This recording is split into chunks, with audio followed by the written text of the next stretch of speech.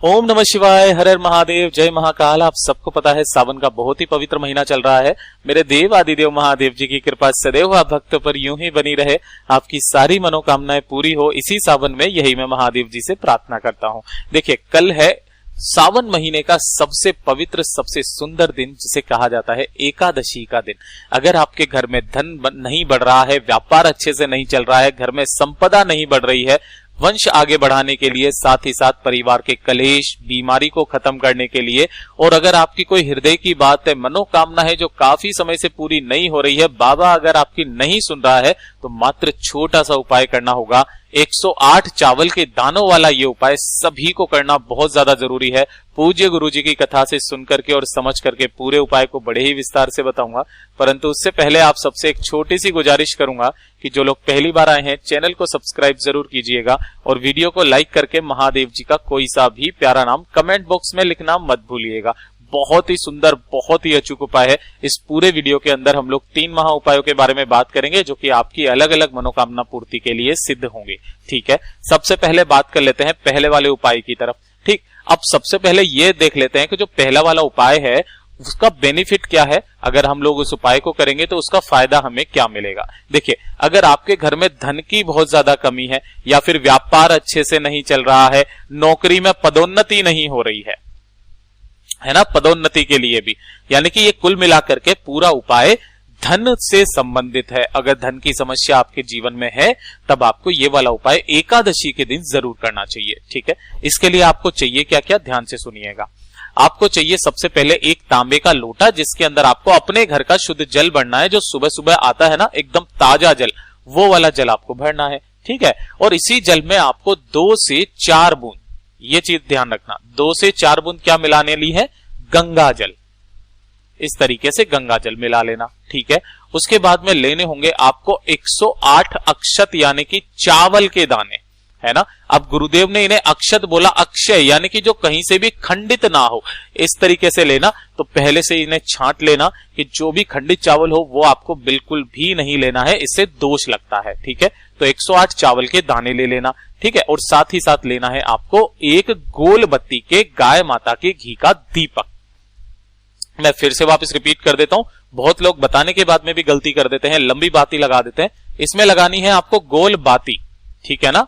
और जो घी भरो ना, वो हर किसी का मत भरा कीजिए, आप गौ माता का घी भरा कीजिए। ठीक है ना, तो गौ माता का घी का एक दीपक तैयार कर लेना। इन सभी चीजों को लेकर के कहां पहुंचोगे, मेरे देव आदिदेव महादेव जी के मंदिर शिवलिंग के पास।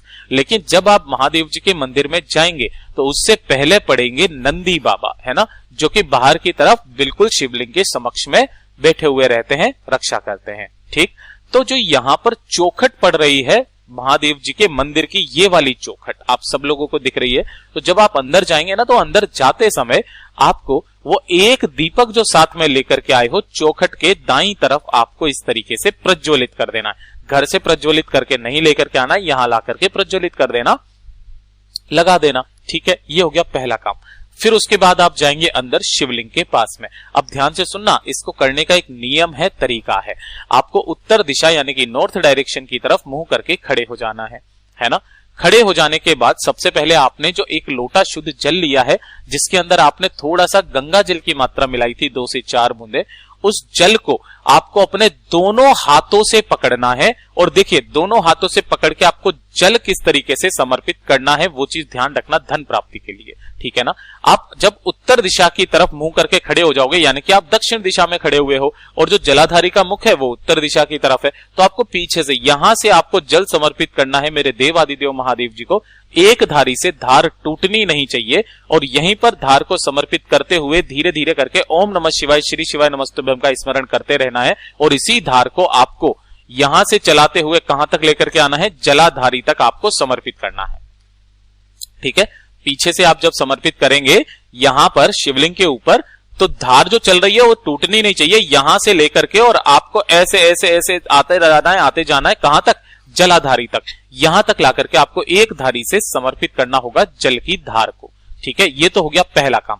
उसके बाद में आपको यहां पर बैठ जाना है। अपने दाहिने हाथ में, जो आपका सीधा हाथ है ना, राइट हैंड, अपने राइट हैंड में उन 108 चावल के दानों को लेना और उन 108 चावल के दानों को राइट हैंड में लेकर के जो उल्टा हाथ है उसे उसके नीचे लगा करके महादेव जी से अपना नाम और गोत्र बोल करके अपनी कामना कहना, ठीक है ना। अपना नाम और गोत्र पहले बोलना, उसके बाद में अपनी कामना करना कि मेरे घर में धन की बहुत ज्यादा कमी है, व्यापार अच्छे से नहीं चल रहा या फिर नौकरी में पदोन्नति नहीं हो रही है, ऐसी कामना करके और इन सभी चावल के दानों को आपको शिवलिंग पर समर्पित नहीं करना है। काफी लोग वीडियो पूरा नहीं देखते हैं, गलती कर बैठते हैं। आपको समर्पित करना होगा माता अशोक सुंदरी के स्थान पर, ठीक है ना, पूरे के पूरे 108 चावल के दाने। और उसके बाद में आपको नमन करके महादेव जी का 2 मिनट वहां पर स्मरण करके और वापस अपने घर की तरफ चले आना है। गुरुदेव ने अपनी कथा में बताया कि 2 से 3 एकादशी करके देख लीजिए, मेरा बाबा जो है आपके घर में धन की आवक शुरू कर देगा, साथ ही साथ धन की समस्या जीवन में कभी भी नहीं रहेगी। और एक नियम बना करके हर एकादशी के दिन जो व्यक्ति इस उपाय को कर लेता है ना, उसके घर में कभी धन की कमी नहीं रहती है। ये हो गया पहला उपाय। बात कर लेते हैं दूसरे वाले उपाय की तरफ।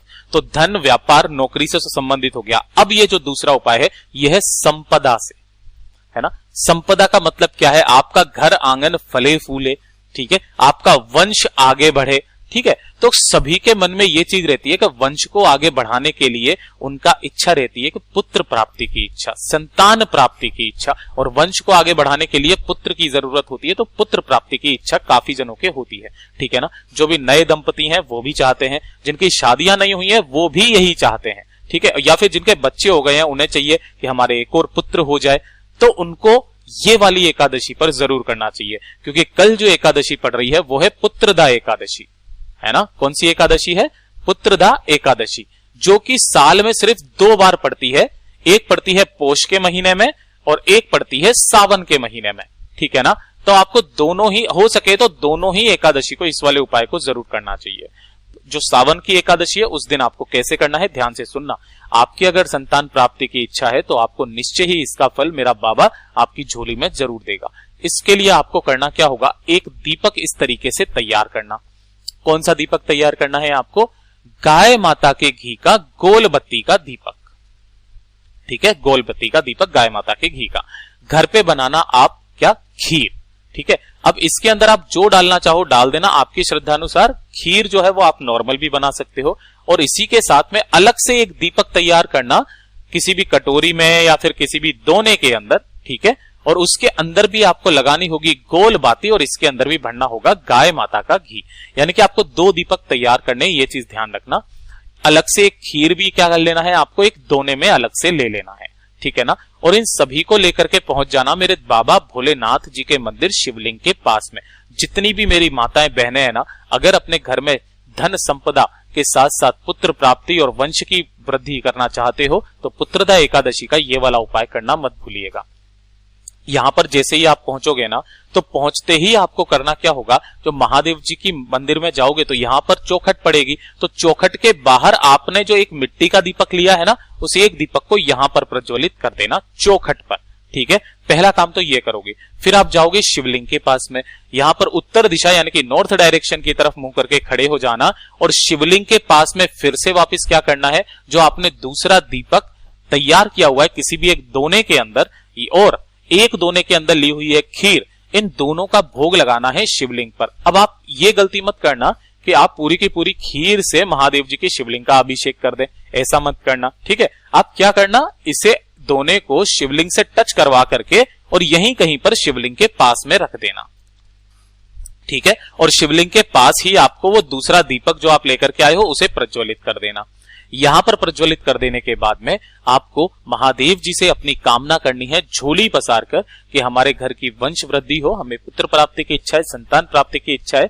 जैसी भी आपको कामना करनी है वैसी आप कामना करना। अभी काम खत्म नहीं हुआ है, अब ध्यान से सुनिएगा। आपको क्या करना है? शिवलिंग पर जहां कहीं पर भी 2 बेलपत्र लेनी है, ठीक है ना।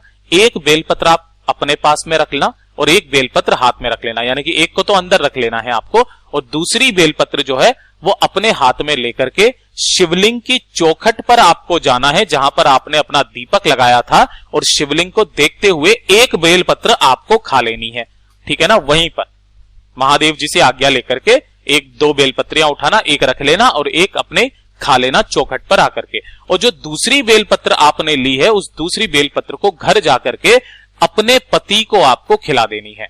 देखिएगा मेरे बाबा ने चाहा, उनकी आज्ञा हुई, उनका आशीर्वाद हुआ तो आपकी पुत्र प्राप्ति की इच्छा भी पूरी होगी। अब ध्यान से सुनना, अगर आप वहां शिवलिंग के पास में गए और आपके पास में वहां पर शिवलिंग पर कोई भी बेलपत्री रखी हुई नहीं मिली, तो आप अपने साथ ही 2 बेलपत्री लेकर के जरूर जाना, उन्हें चढ़ा देना और चढ़ाने के बाद उन्हीं दोनों बेलपत्रियों को, एक को आपको खा लेना है और एक को अपने पति को खिला देना है। इस तरीके से जो भी स्त्री माता बहन उपाय को कर लेती है ना, उसकी झोली मेरा बाबा जरूर भरता है। ये हो गया दूसरा उपाय। अब बात कर लेते हैं तीसरा उपाय, और आज की इस वीडियो का सबसे आखिरी, अंतिम और सबसे सुंदर उपाय, सबसे सरल उपाय।